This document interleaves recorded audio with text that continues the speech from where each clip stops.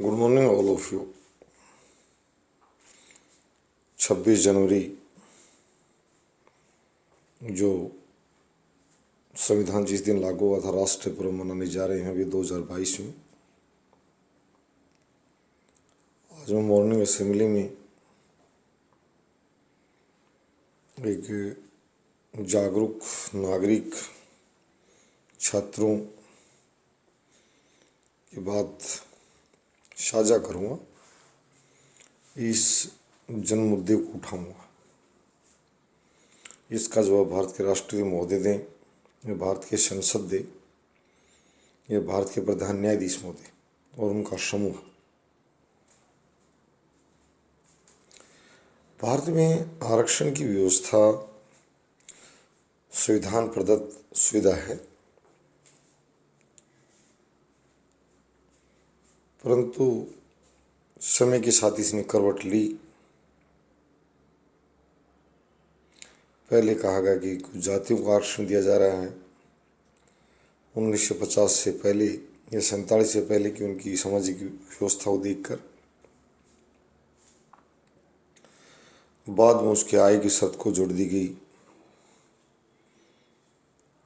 और सभी को आरक्षित कर दिया गया। SC, ST, BC, OBC और EWS। फिर बताया गया कि कुछ आरक्षित में जो 8 लाख से ऊपर आय के लोग हैं उन सबको जनरल माना जाए, जो किसी भी जाति संबंध रखते हों। SC, ST में ये मामला विचाराधीन है सर्वोच्च न्यायालय में कि 8 लाख से उच्च आय वालों को IAS अधिकारी और रक्षा मंत्री की बेटे को आरक्षण दिया जाए या नहीं दिया जाए। सभी नेता चर्चा से डर रहे हैं।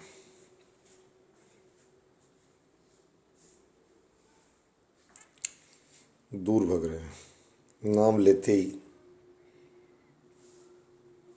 हाथ खींच लेते। ये ठीक नहीं है। ये गैर जिम्मेदार व्यवहार, ये एक प्रकार से राष्ट्र के साथ गद्दारी और समाज के साथ गद्दारी है और भारतीय लोकतंत्र के साथ गद्दारी है। हमें लोगों में जाति और धर्म का जहर नहीं भरना है, वो कुटता नहीं भरनी। अगर वो कुटता भरी जाएगी तो राष्ट्रवाद वाले कुटता नहीं बढ़ेगी और गंदी बातें सामने निकल कर आती हैं। मंचों से लोग जातिवाद और धर्म के नारे धाड़ेंगे, भारत माता के नारे कौन लगाएगा? फिर इससे काम नहीं चलेगा। आरक्षण व्यवस्था पर मैं प्रधान न्यायाधीश महोदय से भी कहता हूँ, प्रार्थना कर रहा हूँ उस महान पद को धारित किए व्यक्ति से कि आरक्षण में अगर ऐसे कह दिया जाए तो कोई समस्या बच गई क्या कि आरक्षित और अनारक्षित दो वर्गों में रख दिया जाए। इन लोगों को राज्य सहायता की योग्यता बनती है, राज्य संरक्षण प्रदान करेगा, इनको संरक्षण की आवश्यकता नहीं है। इतने लंबे ढर्रे की बच्चे विद्यालय, महाविद्यालय, विश्वविद्यालय में बढ़ती प्रवेश के लिए कदम रखते पूछा जाए कि बेटा तुम्हारी जाति क्या है? तुम अल्पसंख्यक हो, बहुसंख्यक हो? अगर इस तरह की भाषा को बदल लिया जाए तो क्या किसी को शर्म आ रही है? ये संविधान विरोधी है। ये वकील लॉबी से कहूँगा, बार काउंसिल्स ऑफ इंडिया को आज मैं सेंड कर रहा हूँ, और जुडिशियल सिस्टम में भी और पार्लियामेंट और लेजिस्लेटिव असेंबलीज में भी, कि भैया 2 हिस्सों में बांट दो ना, आरक्षित अनारक्षित। आरक्षित अभी जाति वाली बात तो रही नहीं, सभी जाति आरक्षित कर दी गई हैं। ऐसी कोई जाति नहीं है जो आकर ये कहे कि सर मैं आरक्षित नहीं हूँ। ऊंच और नीच, सवर्ण और दलित, ये सब शब्दों को समाप्त कर दिया गया वर्तमान व्यवस्था के तहत। ऐसा कहीं है नहीं, कोई जरूरत नहीं है वैसे भी। प्राचीन 47 से पहले कोई होगा, आज किसी को दलित कहना किसी को अपमानित करना है। आज दलित नहीं, शोषित तो कहा जा सकता है कि इसको, अगर शोषित भी अगर तभी कहा जाए जब भारतीय न्यायपालिका हाथ खड़े कर दे किसका शोषण हो गया, किसने कर लिया शोषण उसका? उस शोषक को न्यायपालिका कटघरे में खड़ा करेगी, जूत मारेगी, जुर्माना लगाएगी, आपको अधिकार दिलाए। शोषित आज कोई नहीं है। हाँ, कोई शोषित है तो कोई सामने आए। अगर आज भी कोई दलित बच्चा दबा कुचला को बचा है तो भी सामने आए। उसको कौन दबा रहा है? दबाने वाले को जेल की सलाखों में पीछे हम भिजवाएंगे। दलित, शोषित, ये नाम हटा दी जाए।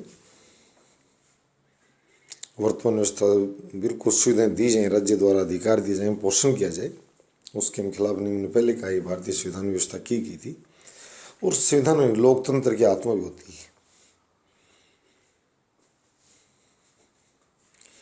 जरूरतमंदों का सहारा बने सरकार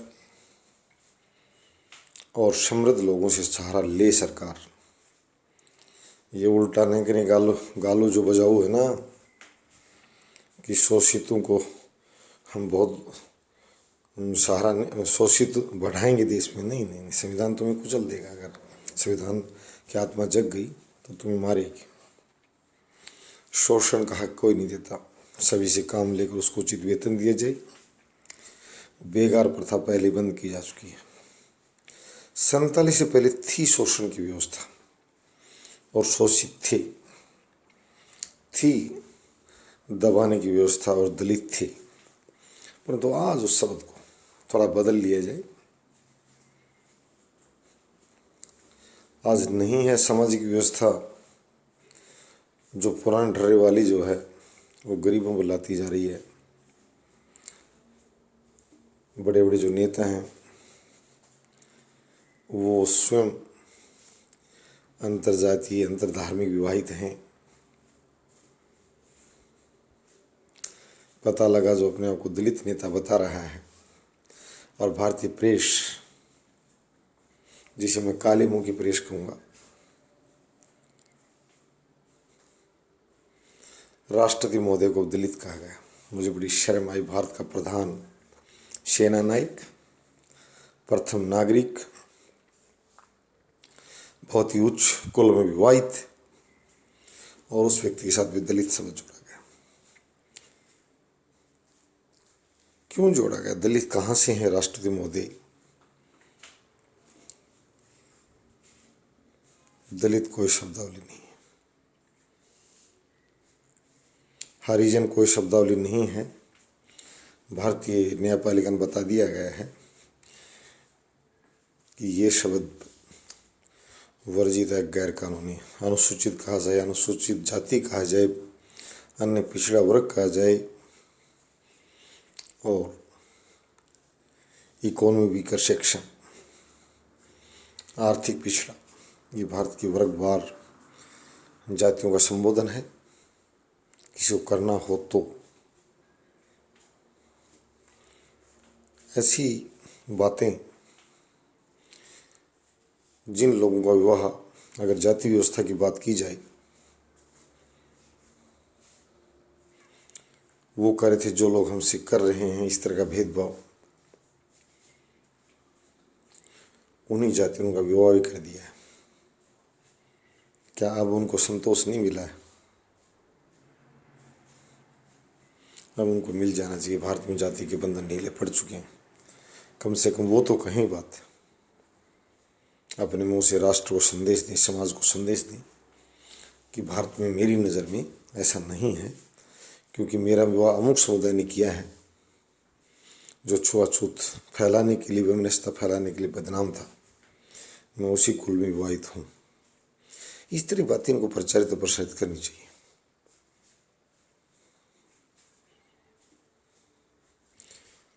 ये जो लोग अंतर्जातीय विवाह जो लोग कर आ रहे हैं, ये जातिवाद की जहर को कम करने के लिए काम करें, संदेश दें और इस तरह के वाहक बने समाज में समरसता फैलाने की, धार्मिक समन्वय फैलाने की। धर्म अच्छी शिक्षा देता। धर्म संसद आहूत की जाए। धर्म संसद में गरीब और गुंडागर्दी खत्म करने की बात की जाए।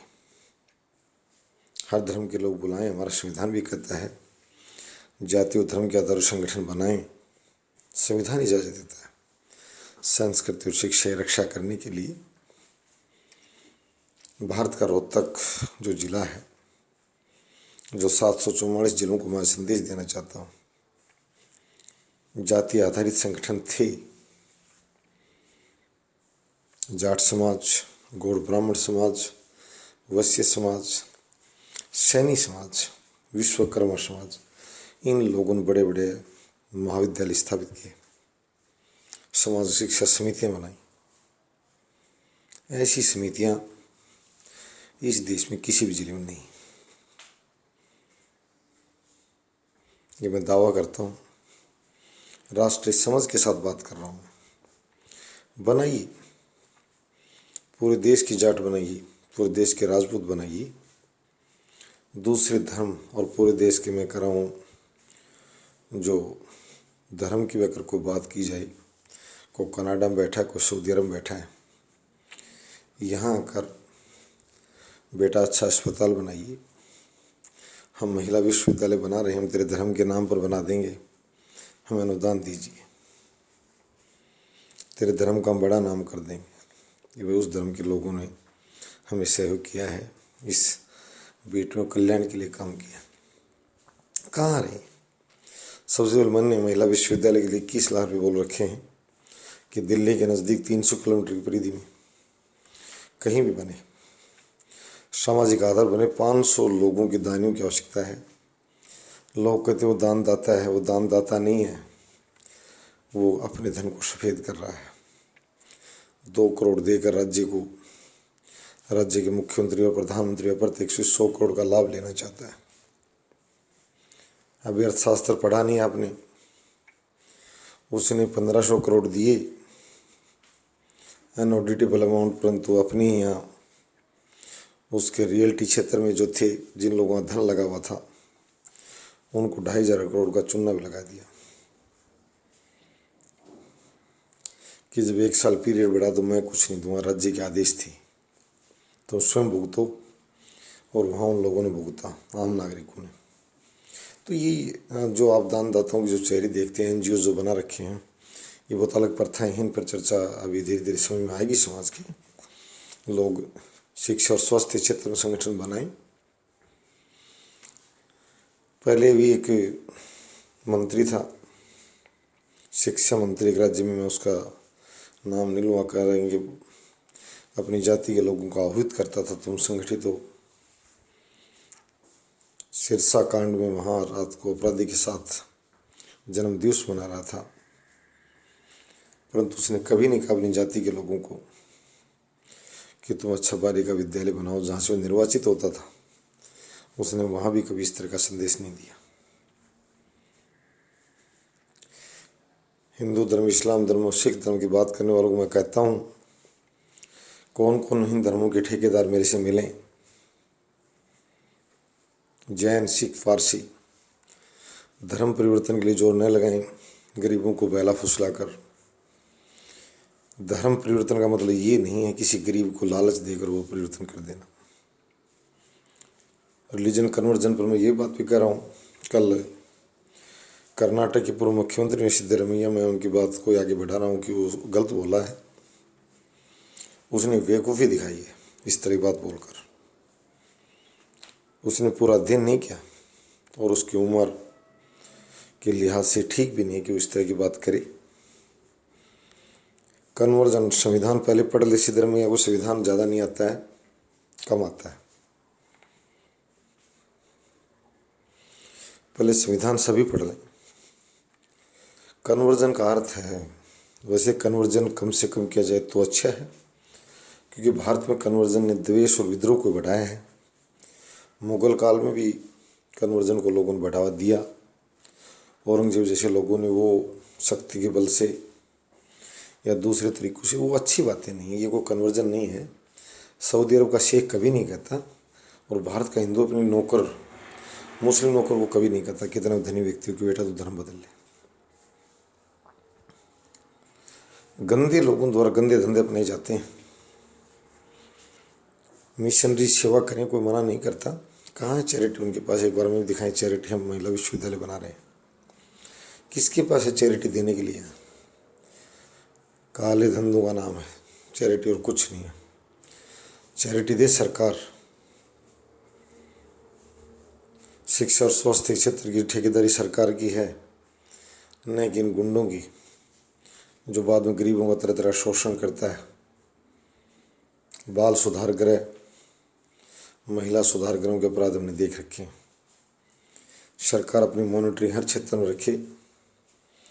निजी क्षेत्र का मतलब ये नहीं है कि गुंडों को अपने बने दे। राज्य पर शक्ति होती है, उनका दमन भी करे, उनकी गुंडागर्दी का। तो आज मैं ये कहूँगा, धर्म परिवर्तन प्रसिद्ध धर्म या जैसा कोई व्यक्ति इस तरह के भद्दे कन्वर्जन का समर्थन नहीं करे। गरीब किसी भी धर्म का हो, मैं बात एक धर्म की नहीं कर रहा हूँ, हिंदू मुसलमान सिख ईसाई कोई भी, हम किसी को प्रलोभित कर बहला फुसला कर उसकी बेवकूफ़ी और उसके ना समझ का फ़ायदा उठाकर कहते हैं नशे में क्या कर, ये लेन देन मान्य नहीं होता। अगर समझ नहीं है, बेवकूफ़ी में मान्य नहीं होता, पागल। इस तरह की बातें हमारे संविधान में पूरी पढ़ ली जाए, वो कन्वर्जन में मान्य नहीं है। मैं ये कहना चाहता हूँ उसे, वो गलत कहा। किस पर कन्वर्जन की बात है? स्वयं कन्वर्जन करे, में कोई दिक्कत नहीं, वो समझदार अपने को मान रहा था। बट इंडियन सोसाइटी में शांति और समृद्धि से जीने का जो मार्ग प्रशस्त हम कर रहे हैं, उस हाथ को आगे बढ़ाए। पहले बहुत कन्वर्जन हो गए हैं सत्ता के बल से।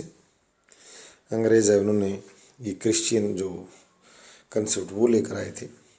क्रिश्चियन को बने हमें कोई दिक्कत नहीं है, परंतु गरीबों को उसका अड्डा न बनाया जाए। विदेशों जो लोग रोजगार कर रहे हैं, इनकी शक्ति वहाँ है तो वहाँ ही बात कर ले, उनको क्या सुविधाएं दे रहे। कोई अगर बिक रहा है तो बिक जाए, परंतु हमारे देश की जो आम नागरिक भोली वाली जनता है, उसके साथ इस तरह की विदेशी ताकतों से मैं प्रार्थना करता हूँ कि वो गुंडागर्दी हमारे यहाँ नहीं करें। नहीं फिर यहाँ जब इन गुंडों को पीटा जाता है समाज द्वारा, तो फिर अंतर्राष्ट्रीय स्तर हो हल्ला मचाया जाता है कि वहाँ ये किया जा रहा है, वो किया जा रहा है। तो ऐसा नहीं करें, जियो और जीने। तो धन्यवाद।